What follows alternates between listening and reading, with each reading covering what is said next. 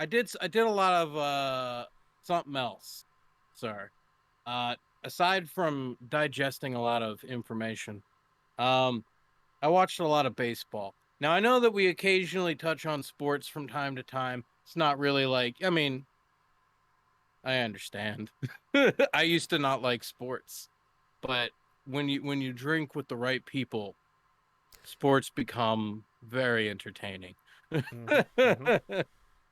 Or your vice of choice, whatever.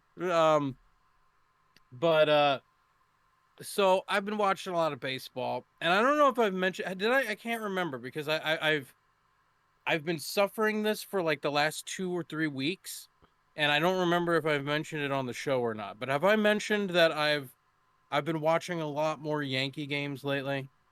Not Yankee games. You just said you were watching a little more baseball, but All right, so here's the thing.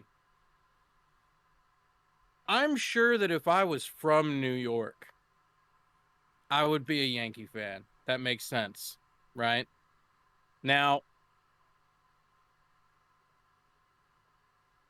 I have always grown up hating the Yankees. Oh shit, Angel. Really? Okay.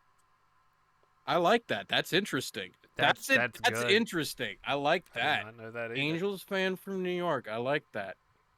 But now I'm not saying that while I've been watching the Yankees a lot lately, I'm not saying by any means I've started to like them. Okay, Because good. because I believe unless you are from New York and you like them, you don't have to, obviously. But it's kind of like rooting for the Empire to win. You know what I mean? Like Now, it's like they're supposed to win. if It's a victory for everybody if they make it to the World Series and lose.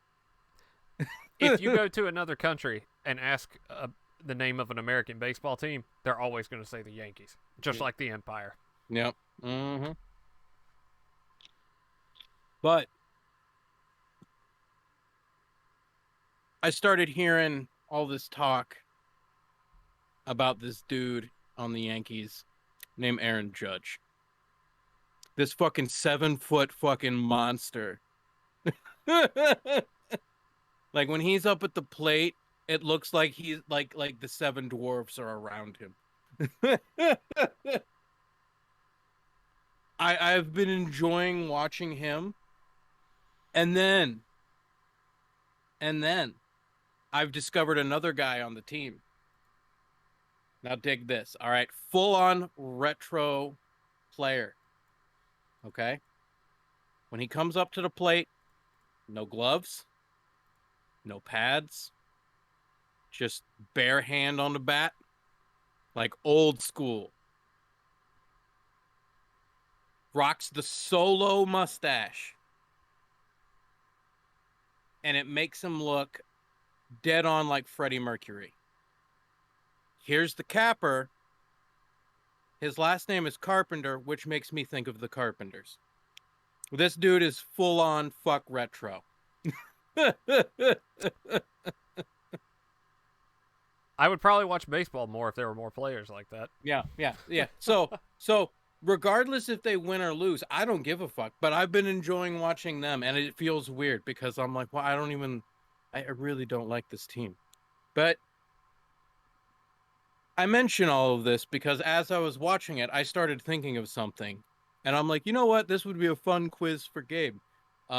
Because why the fuck not? Because I was blazed, and I thought of this, and I thought it would be funny.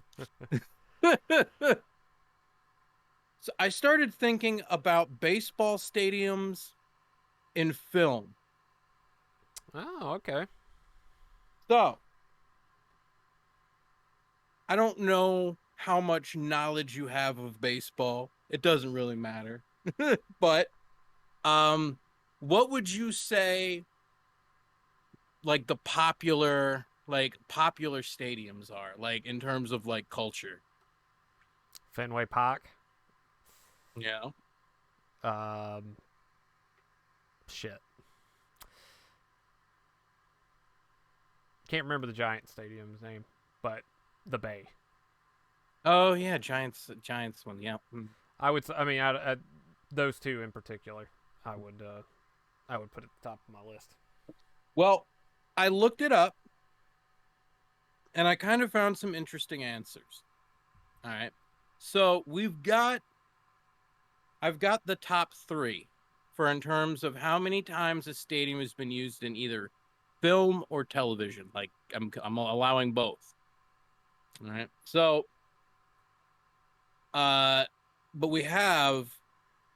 uh, we have a definitive third place, but we have a three-way tie for second place and a tie for first place, but it's questionable. There might be a definitive first place then at this point, but it's fucking weird. So we're gonna get into it. Okay.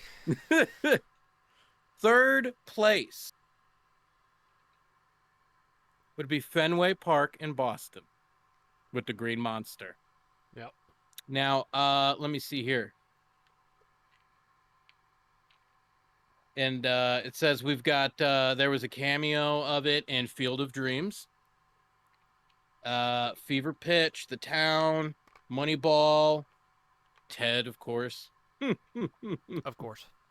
And Patriots Day. I assume that has something to do with oh no, I was completely Boston Marathon bombing. Oh no, it is. Okay, yeah. I assumed that's what it was about, but then I was just like, wait a minute, is that Wahlberg? Yeah, they gave the. I'm not actually. Never mind. I probably shouldn't talk about that. No, it's not. It's not. My bad. Okay. Sparrow. The poster's fucking weird. Yo, what up, Sparrow? Hello. But anyway, so that one is at third. Now, our three-way tie only includes one stadium that I expected to be at the top of the list. But all of these stadiums have 7 credits. The one that I expected to be up there was Wrigley Field from Chicago. Shit, yeah. I don't know why I couldn't think of that one. I expected that one. The two that surprised me was the Detroit Tigers Stadium, Tiger Stadium. Oh. It was like, I'm sitting here, I'm like, what the fuck? Okay, that's weird. And then another one, Shea Stadium, the other New York for the New York Mets.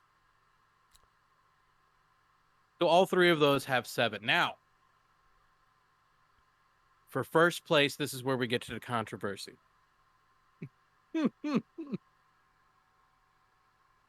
Both at a solid tie at 10 is Dodger Stadium in LA. Yeah. And then the current New York Yankee Stadium. The asterisk is Yankee Stadium, the original one, had 1 credit.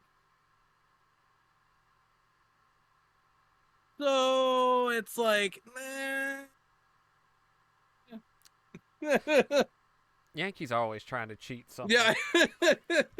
Right? The classic Astros, we can call them. Allegedly. Allegedly. But, Actually, no, that's not alleged. That was confirmed. Oh, yeah, actually, yeah. For the Astros, yeah. Yeah, all them fucking trash cans. Bastards. But I thought that was interesting. I was just like, man, like the higher numbers than I thought, and then surprised to see Tiger Stadium and Shea Stadium. A little surprised that Fenway Park wasn't higher. Yeah, that actually, with the resurgence of Boston Red Sox after they broke the curse and everything, you'd think that would have been in one movie per year for the last, 15 years. Well, I think when it comes to sports things, it's like it needs to be... Now, to be fair, I do think that them breaking that curse and getting that World Series win is worthy of a fucking movie. Yes. That was an amazing fucking year. But I think when it comes to great sports feat, they're like, we could make a movie, Or we can make a 30 for 30 on ESPN. And they're like, let's just do that because that's our core demographic anyway. Let's be real though. 30 for 30s are usually pretty awesome Oh yeah, no, I'm not shitting on them though. Those are fucking amazing. I love those. because they rarely fuck those up. A movie they would have fucked that up. Yeah, yeah, exactly. There's at least some quality guarantees with that choice. Yeah.